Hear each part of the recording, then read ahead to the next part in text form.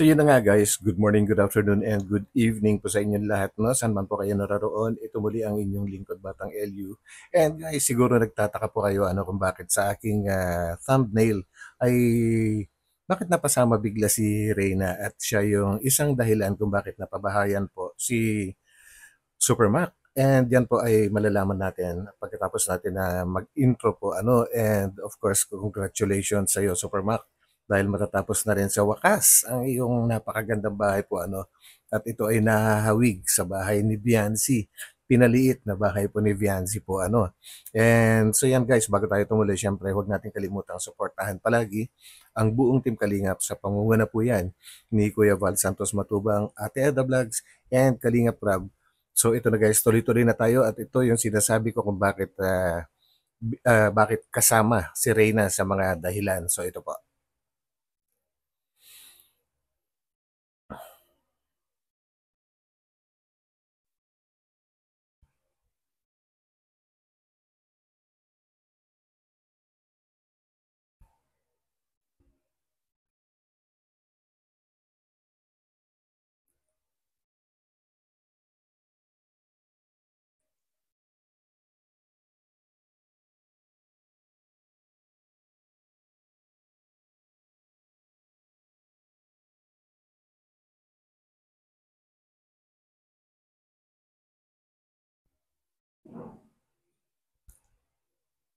Yun. Grabe guys, no. So 'yun ang isang dahilan guys. Actually kinuha ko ito sa lumang video po na kung saan ay sinorpresa po nila si Supermac na bibigyan na po nila ng bagong bahay dahil nga po sa sobrang tagal na ni Supermac na naglilingkod sa Team Kalingap at nararapat lang na siya ay mapabahayan at ang isang dahilan ay ang dahil sa pagtulong din ni pagkakadiscover ni Supermac po kay Reyna at si Reyna ngayon ay at that time ay maganda na ang kanyang kalagayan. So kailangan ibalik din nila ang favor kay Supermax. So yan guys, grabe nakakamiss naman itong si Reyna. Hoping okay naman siya sa ngayon sa kung saan man siya naroroon. Basta yun, nakakamiss lang talaga si Reyna guys. Tuloy po natin.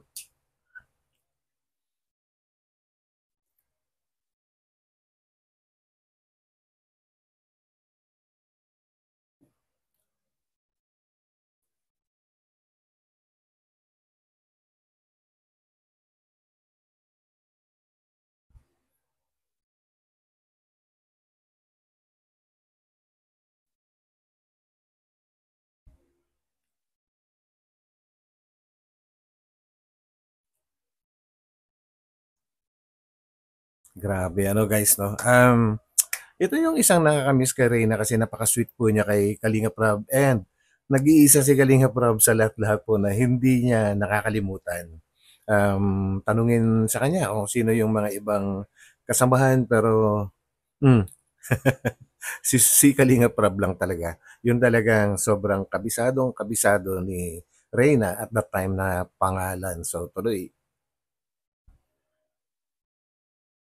Yun, grabe.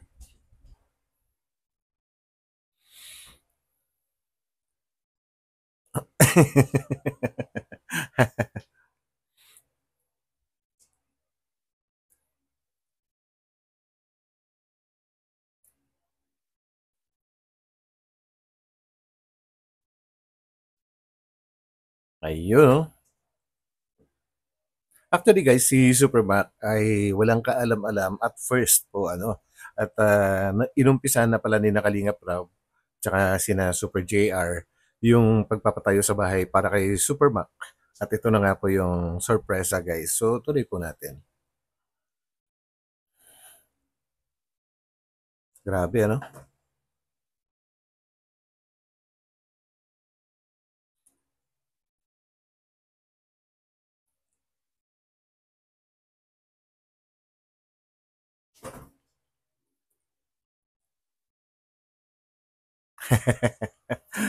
Kala kay kinetwistan.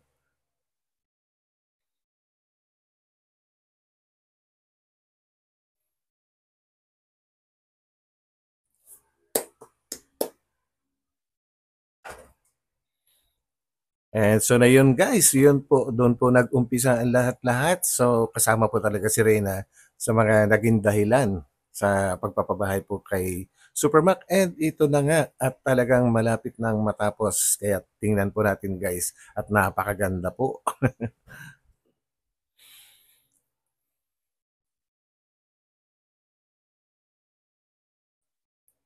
Yun,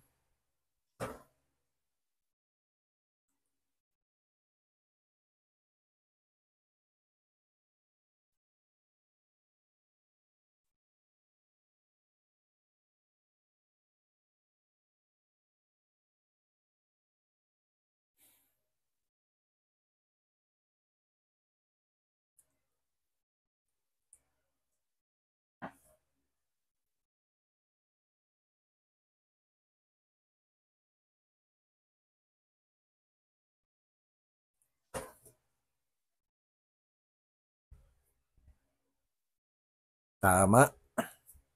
Preparation. Grabe ano, merong itaas.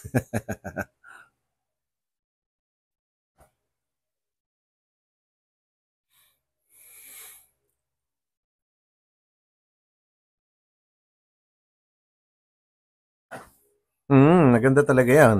Ang kapal ng kahoy eh.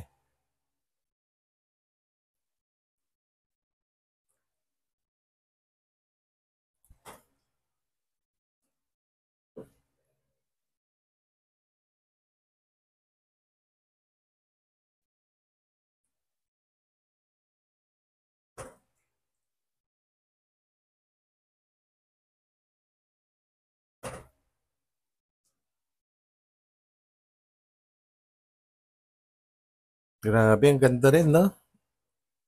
And mas malaki yung terrace sa bandang side.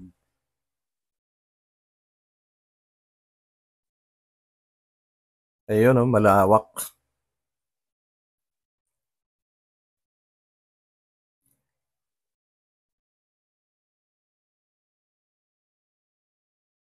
So yun guys, no, ang ganda rin. Kumbaga moderno yung pagkakadesign at sariling design po yan ni Supermac. Kumbaga sariling bahay, sariling design, sariling gawa. Grabe po ano. Kumbaga budget galing kay ano, kay Kalinga Prab. So, ganda.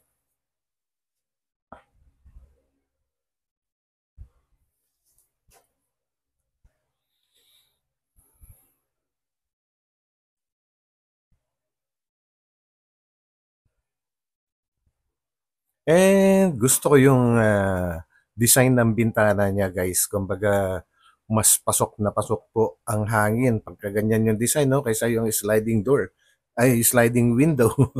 Kumbaga kalahati lang yung nabubuksan, kalahati sarado pa rin. Pero ito pag inangat mo sabay-sabay, pasok na pasok talaga. And ito nga yung sinasabi ko na hawig sa bahay ni Viancy kasi yung mga corner na bintana na ganyan, meron din si Viancy niyan guys. Tsaka yung terrace sa taas. Yan. Galing. Kumbaga si Supermac din kasi ang nag-design sa ano sa bahay po ni Viancy guys. So yan.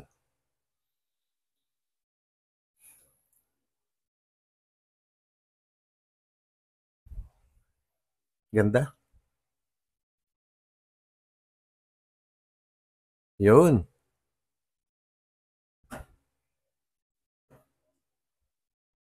Yun. Tapos na rin yun.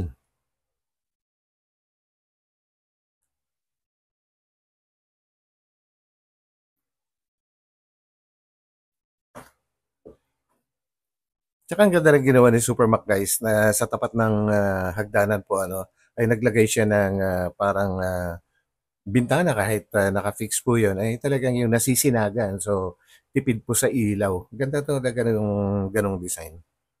Kay Viancy meron din yun eh.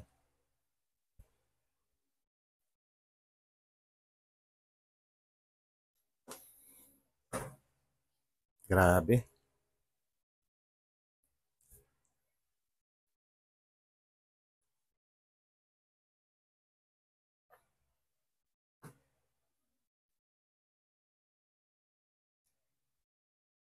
Mm, townhouse. Yan.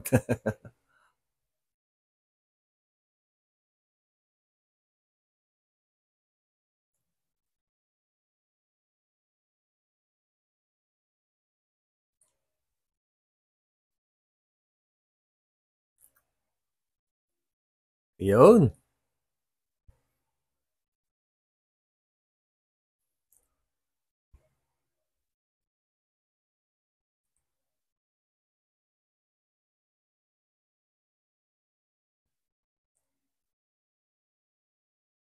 Totoo po 'yan guys, kahit nga po yung mga ordinary lang po ano, na nagwo-work sa ordinary lang na nagwo-work na OFW, ay medyo mahirap din po guys na magtayo ng sariling bahay unless kukuha po ng ano, ng talagang hulugan, mga 25 years, 30 years. Pero yung mga professionals naman, siyempre iba naman po yung status ng mga yun, iba yung range ng sahod po nila. So, much easier for them to build their own house, no? Pero yung mga ordinary lang, na kagaya ng sinasabi ko, mahirap din talaga. So, napakasuwerte din talaga ni na Super Mac, yung mga pinsan po ni Kalinga Prab at isa-isa niyang pinababahayan. And of course, suwerte din po si Kalinga Prab sa mga pinsan niya na kagaya ni na Super Mac guys dahil talagang yung trabaho po nila ay hindi ano, hindi yung trabahong putyu-putyu kumbaga talagang dinidelay yung oras para lang kumita. Sila hindi po Talagang mahalaga yung oras po sa kanila. So yun guys.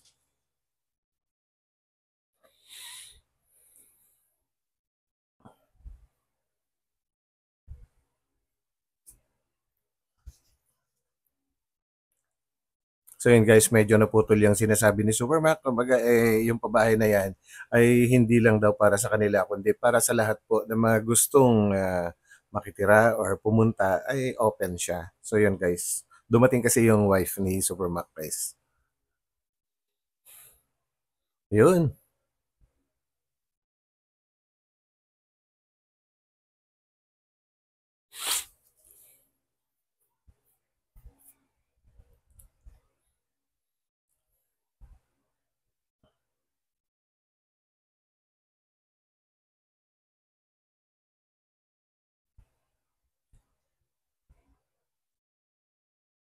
Yan.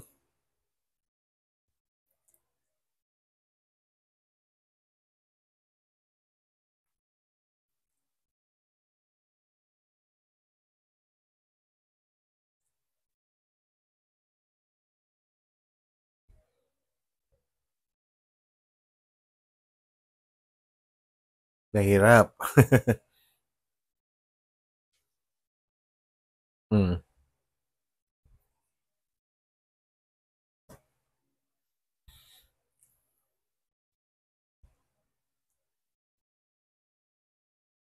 Real talk po yan guys.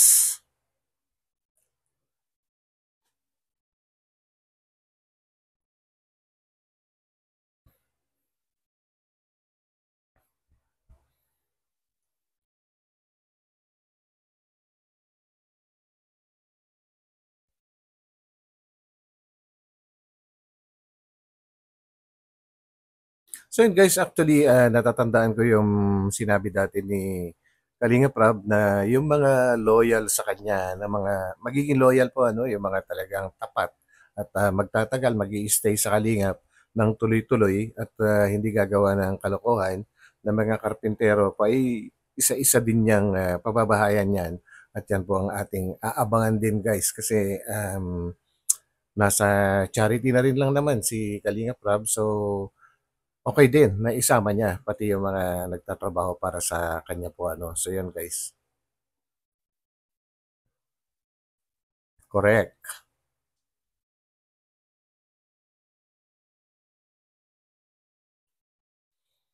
Tama,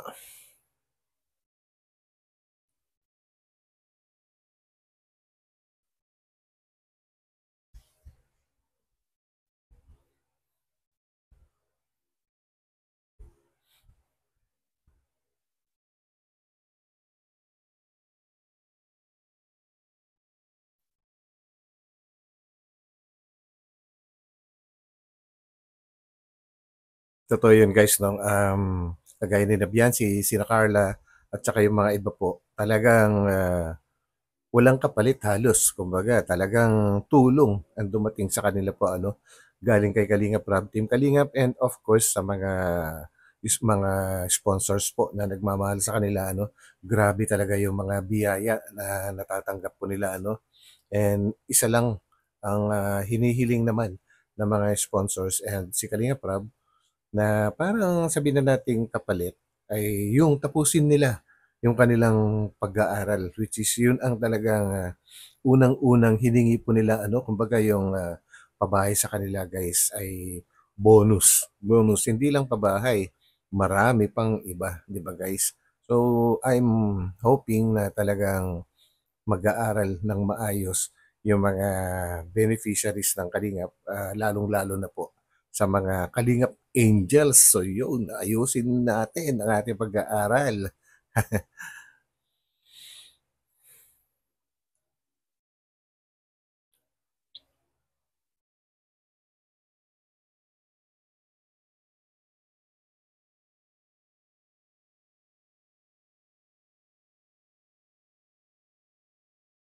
Yun ang maganda kay Super Mac guys. Yun ang maganda kasi ang babait din ng mga pinsan ni kuwan 'no, ni Kalingap Rob kagaya ni Kalingap Edu 'yan, sina Super Mac. Kumbaga hindi sila nagiging demanding. Kumbaga talaga ang laki ng respeto po nila sa ano, sa Kalingap. Hindi sila nagmamadali guys, hindi. Ang ganda ng samahan po nila, nakakabilib.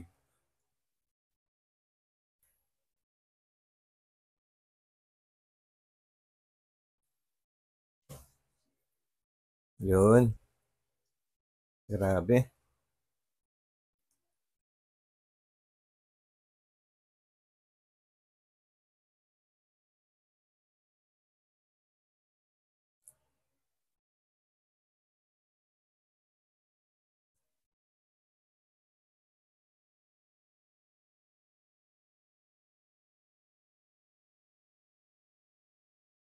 Uy, grabe laki ng baon.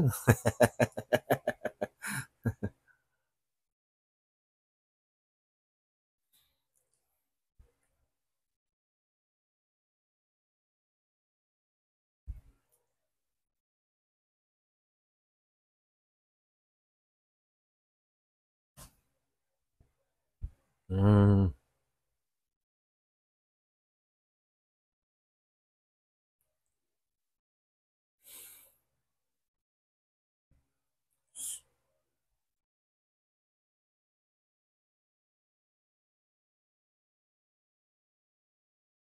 hmm.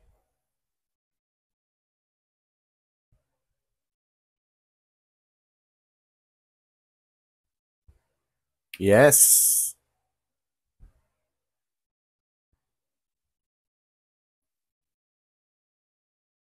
So yun guys 'no, grabe and siyempre congratulate natin ulit si Super Mac and Kalinga Prab sa kanilang mga ginagawa po ano. And yan, suportahan po natin si Super Mac guys sa kanyang channel. Ako talagang nakasuporta din talaga ako kay Super Mac kasi nababaitan po ako sa kanya. And so yun, at para sa inyong mga sumama sa akin dito ngayon sa vlog na ito, maraming salamat po sa inyo at palagi lang kayong nandyan guys and God bless po sa lahat. Ito muli ang inyong lingkod, Batang LU. Magkita-kita po tayo ulit sa aking susunod na upload and yun na nga, pansamantala, papaalam po muna ako. Bye-bye.